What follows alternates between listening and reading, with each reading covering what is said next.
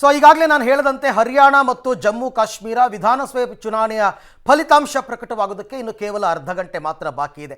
ಎಂದಿನಂತೆ ಮೊದಲಿಗೆ ಮತ ಎಣಿಕೆ ಆರಂಭ ಆಗ್ತಕ್ಕಂಥದ್ದು ಅಂಚೆ ಮತಗಳು. ಅದಾದ ನಂತರ EVMಗಳನ್ನು ಕೈಗೆತ್ತಿಕೊಳ್ಳಲಾಗುತ್ತೆ. ಬಹುತೇಕ ಮಧ್ಯಾಹ್ನದ ವೇಳೆಗೆ ಎರಡೂ ರಾಜ್ಯಗಳಲ್ಲಿ 90 ಕ್ಷೇತ್ರಗಳಿರೋದ್ರಿಂದ ಮಧ್ಯಾಹ್ನದ ವೇಳೆಗೆ ಫಲಿತಾಂಶ ನಿಖರವಾಗಿ ಗೊತ್ತಾಗ್ತಕ್ಕಂಥ ಸಾಧ್ಯತೆ ಇದೆ.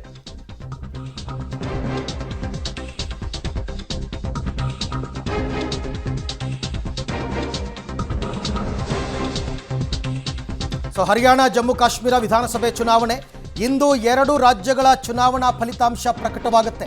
ಬೆಳಿಗ್ಗೆ 8 ಗಂಟೆಯಿಂದ ಮತ ಎಣಿಕೆ ಕಾರ್ಯಗಳು ಶುರುವಾಗುತ್ತೆ.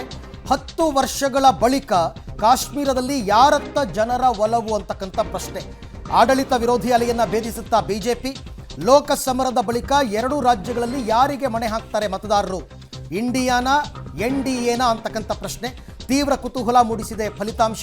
ಅದರಲ್ಲೂ ಜಮ್ಮು ಕಾಶ್ಮೀರಕ್ಕೆ ಕೊಟ್ಟಿದ್ದಂತಹ ವಿಶೇಷ ಸ್ಥಾನಮಾನ ರದ್ದು ಮಾಡಿದ ಬಳಿಕ, ತ್ರಿವಳಿ ತಲಾಖ್ ರದ್ದು ಮಾಡಿದ ಬಳಿಕ ಅಲ್ಲಿನ ಜನ ಬಿಜೆಪಿಗೆ ಜೈ ಅಂತಾರಾ ಅಥವಾ ಸಾಂಪ್ರದಾಯಿಕವಾಗಿ ಕಾಂಗ್ರೆಸ್ ಮತ್ತು ಅಲ್ಲಿನ ಸ್ಥಳೀಯ ಪಕ್ಷಗಳು PDP ಮತ್ತು ನ್ಯಾಷನಲ್ ಕಾನ್ಫರೆನ್ಸ್ ಈ ಎರಡು ಪಕ್ಷಗಳಿಗೆ ಮಣೆ ಹಾಕ್ತಾರಾ ಅಂತಕ್ಕಂಥ ಪ್ರಶ್ನೆ ಸಹಜವಾಗಿ ಉದ್ಭವ ಆಗುತ್ತೆ.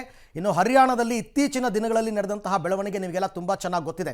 ಅದನ್ನು ಪೈಲ್ವಾನ್ಗಳ ನಾಡು ಅಂತ ಕರೀತಾರೆ. ಕುಸ್ತಿ ವಿಚಾರದಲ್ಲಿ ಒಲಿಂಪಿಕ್ನಲ್ಲಿ ಏನೇನಾಯಿತು, ಅದರ ಪರಿಣಾಮಗಳೇನೇನಾಯಿತು, ಇದೆಲ್ಲವೂ ಕೂಡ ನಿಮಗೆ ಗೊತ್ತಿರತಕ್ಕಂಥ ವಿಚಾರ.